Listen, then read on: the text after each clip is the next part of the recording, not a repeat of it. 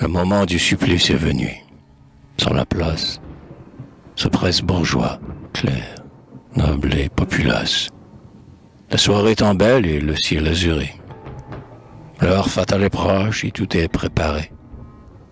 Ainsi que le prescrit la suprême sentence, au milieu du marché se dresse la potence, exécrable, où la veille on pendit un voleur.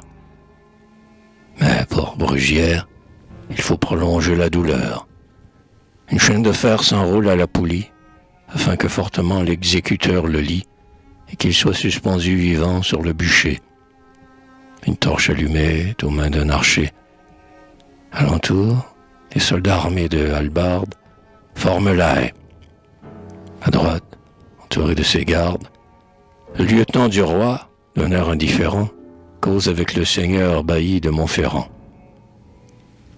Qu'est-ce donc, après tout, que de brûler un homme? À gauche, le prélat inquisiteur de Rome regarde impatient, sous un dais brodé d'or, le bûcher que le feu n'embrase pas encore. Des moines près de lui, mornes sous leur cagoule, récitent un verset funèbre. Au loin, la foule se coudoie et se pend aux arbres pour mieux voir. Le silence profond, dans le calme du soir, est à peine troublé par quelques sourds murmures. Et le soleil couchant fait briller les armures.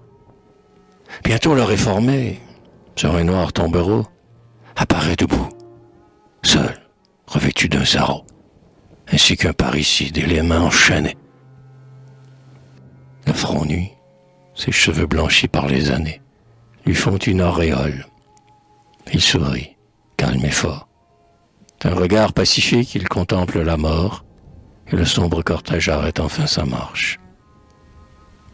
À l'aspect du vieillard, beau comme un patriarche, dans la foule circule un long tressaillement.